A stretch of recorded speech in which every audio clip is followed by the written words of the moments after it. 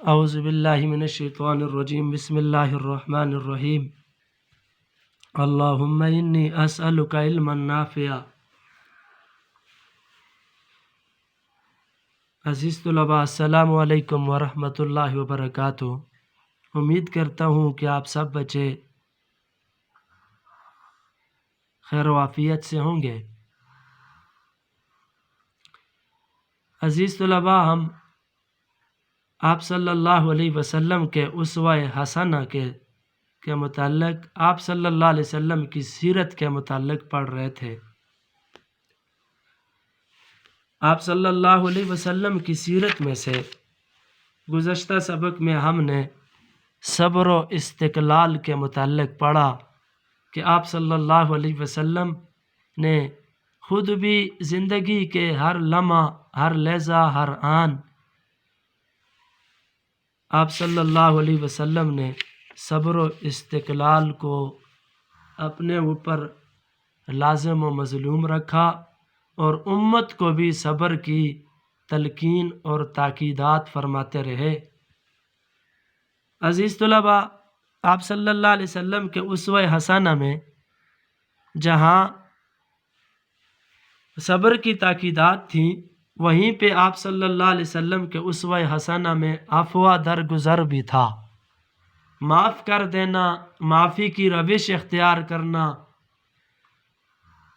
طاقت اور قوت اور استطاعت ہونے کے باوجود کسی سے انتقام نہ لینا بلکہ معافی کی روش اختیار کر دینا، یہ آپ صلی اللہ علیہ وسلم کے اسوہ حسنہ میں سے بہترین مثال ہے، نمونہ ہے۔ تو عزیز طلباء، آج کے ہمارے سبق کا جو عنوان ہے وہ یہی ہے، عفو درگزر۔ سب سے پہلے ہم دیکھیں گے عفو درگزر کے معنی۔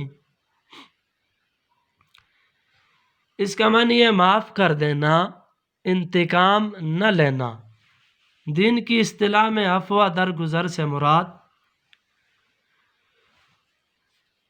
ظلم و زیادتی کا بدلہ لینے کی طاقت ہوتے ہوئے انتقام نہ لینا اور معاف کر دینا، یہ عفو درگزر کہلاتا ہے۔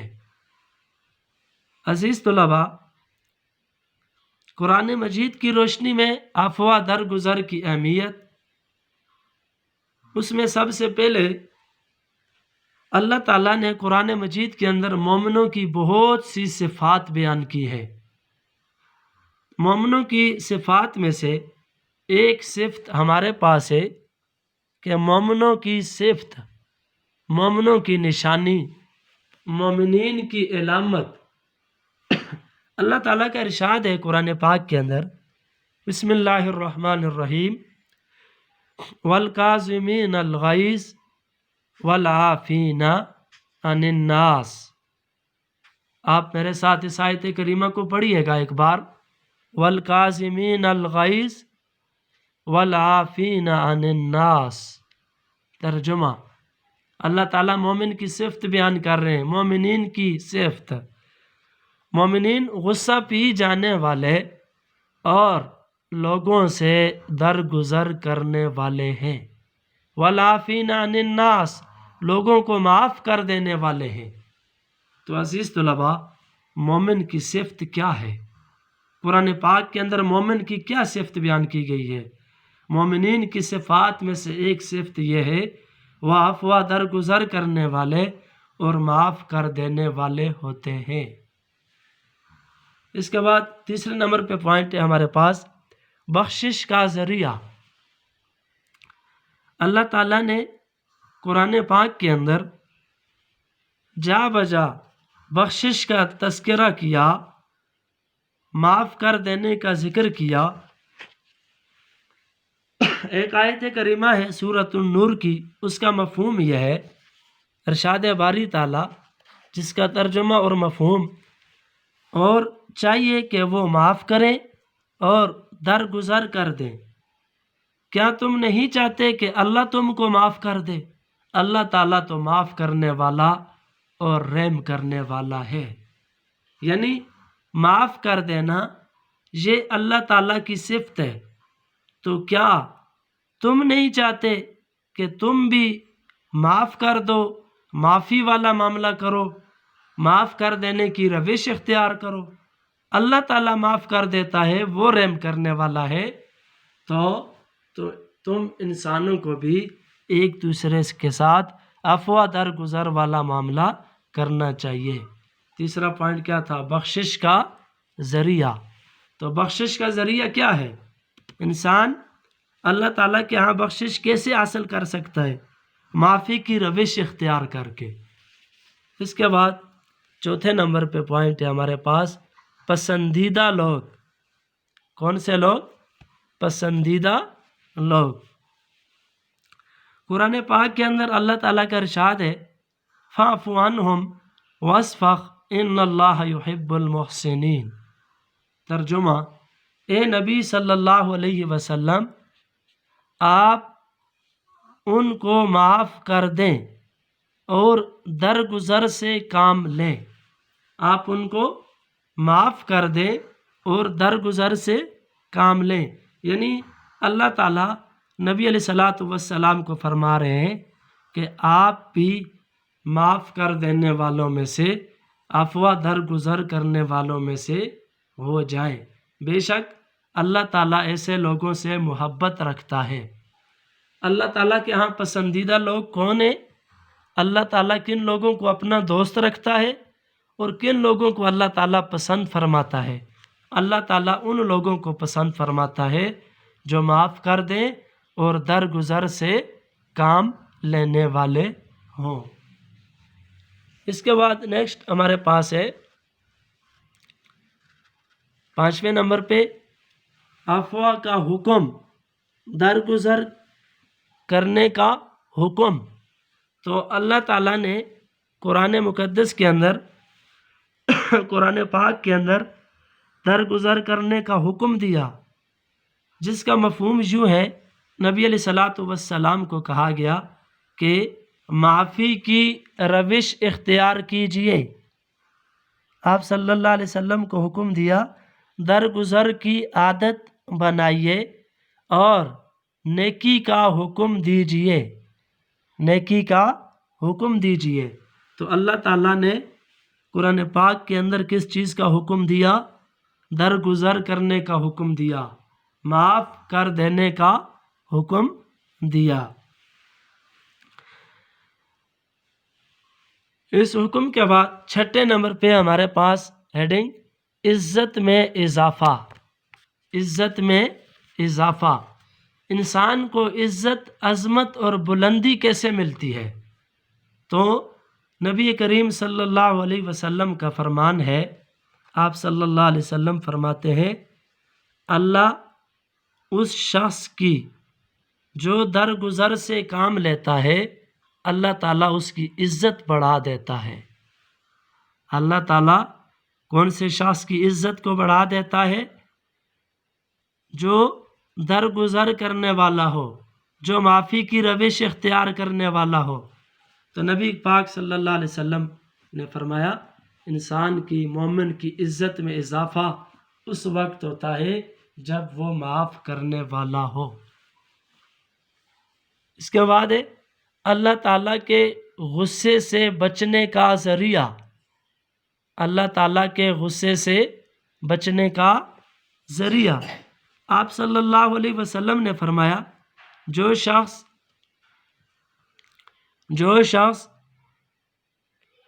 اپنے بھائی سے قدرت، استطاعت، طاقت رکھنے کے باوجود اپنا غصہ روک لیتا ہے، اللہ تعالیٰ حشر کے دن اس شخص کی غلطیوں پر اپنا غصہ روک لے گا، اسے معاف کر کے انعام سے نوازے گا، معاف کر کے انعام سے نوازے گا۔ اس کے بعد ہے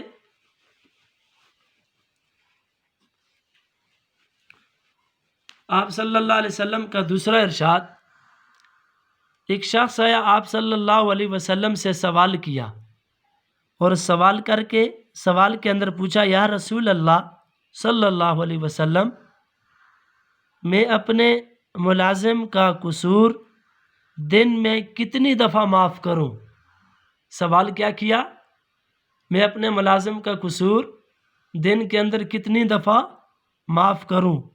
آپ صلی اللہ علیہ وسلم جواب میں تھوڑی دیر خاموش رہے۔ خاموش رہنے کے بعد آپ صلی اللہ علیہ وسلم نے جواب دیا، فرمایا ہر روز 70 دفعہ، ہر روز 70 دفعہ۔ تو عزیز طلباء، کتنی اہمیت ہے شریعت مطہرہ کے اندر، قرآن و حدیث کے اندر کتنا مقام اور کتنی اہمیت ہے عفو درگزر کی، بہت زیادہ اہمیت ہے۔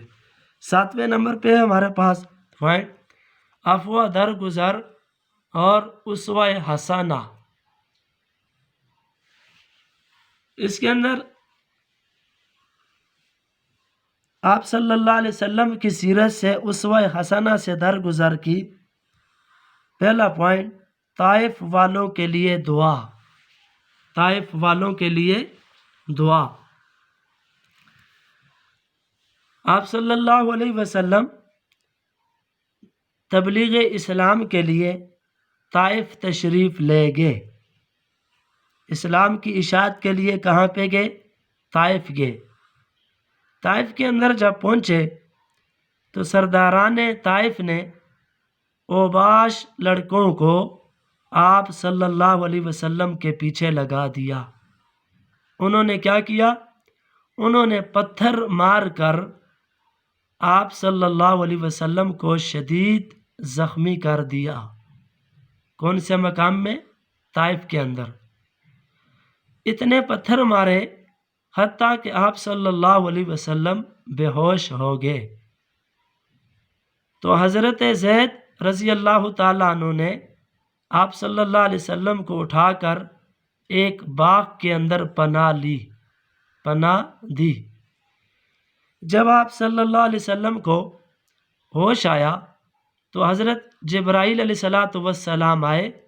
انہوں نے اس بستی کو تہ و بالا کرنے کی اجازت مانگی، اس بستی کو نیست و نابود کرنے کی اجازت مانگی، مگر آپ صلی اللہ علیہ وسلم نے نہ صرف انہیں معاف کر دیا بلکہ ان کے حق میں دعا کی اور کہا اے اللہ انہیں ہدایت دے دے، یہ مجھے نہیں جانتے۔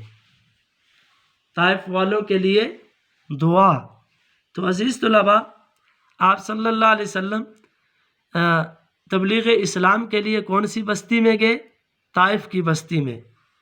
طائف کی بستی میں جب آپ صلی اللہ علیہ وسلم نے دین اسلام کی تبلیغ کی، اشاعت کی، تو سرداران طائف نے آپ صلی اللہ علیہ وسلم کے ساتھ کیا رویہ کیا؟ نوجوانوں کو آپ صلی اللہ علیہ وسلم کے پیچھے لگا دیا اور انہوں نے آپ کے اوپر پتھروں کی بارش کر دی۔ تو اس زمن میں آپ صلی اللہ علیہ وسلم بے ہوش ہو گئے۔ کون سے صحابی نے نبی علیہ السلام کو باغ کے اندر پناہ دی؟ حضرت زید رضی اللہ تعالیٰ عنہ نے۔ اسی طرح جب آپ صلی اللہ علیہ وسلم کو ہوش آیا تو حضرت جبرائیل امین نے آپ صلی اللہ علیہ وسلم سے کیا فرمائش کی؟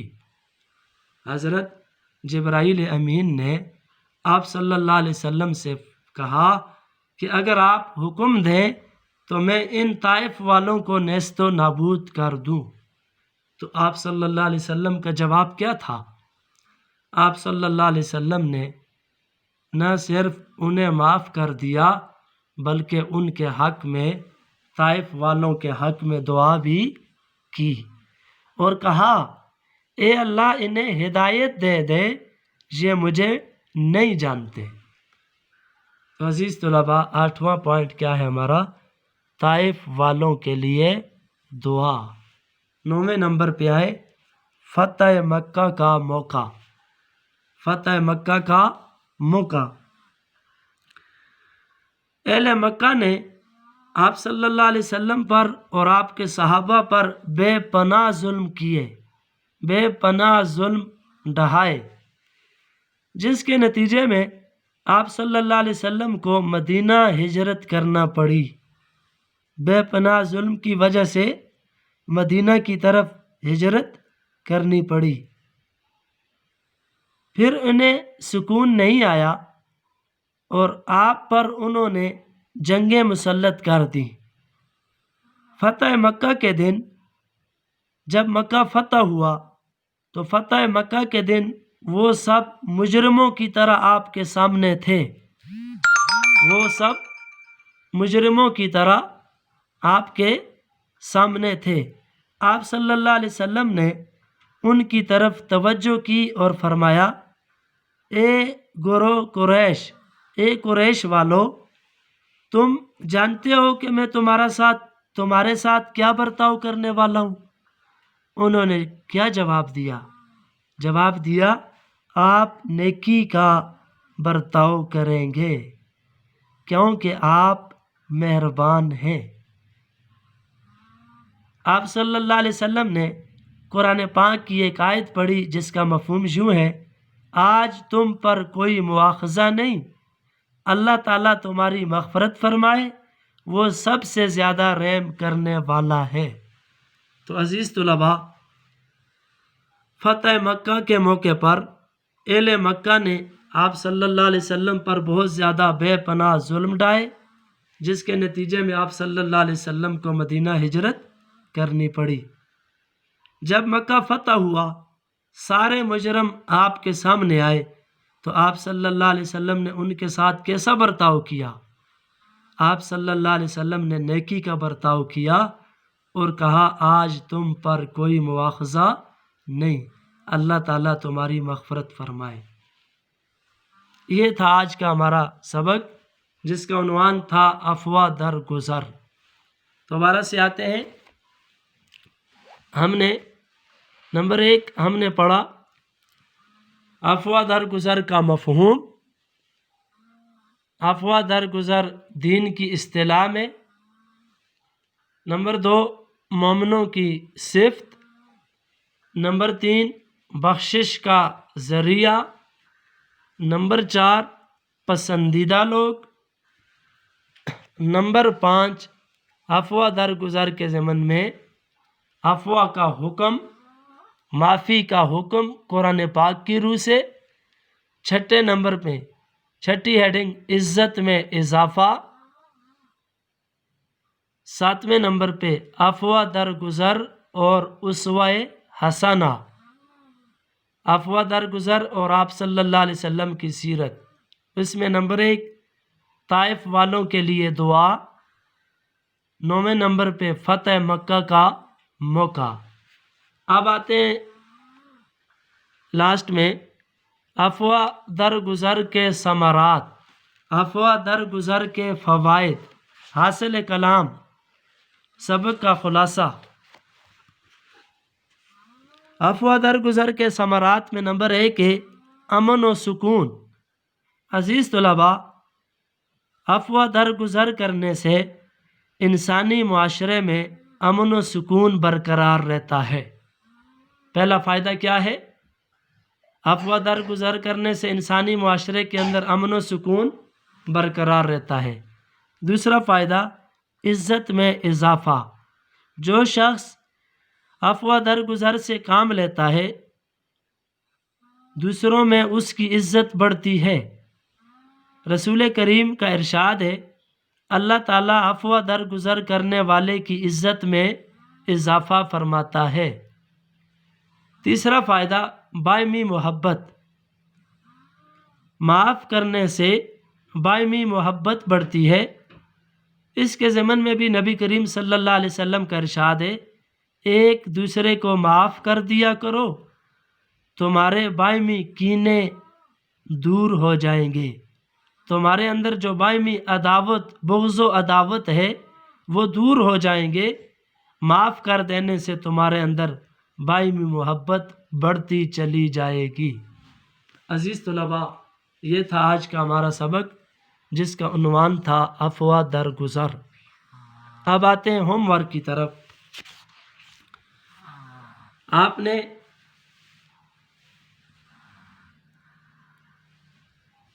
سب سے پہلے اس سبق کو یقیناً آپ کو ذہن نشین ہوا ہوگا. ذہن نشین کرنا ہے اچھے سے آفا در گزر کو. اس کے بعد آپ ہوم ورک میں بہت اچھے سے حاشیہ لگا کے لائن وغیرہ لگا کر اور ہر لیکچر کی ہر ہوم ورک کی آپ نے اوپر یوم دن اور ڈیٹ آپ نے لکھنی ہے.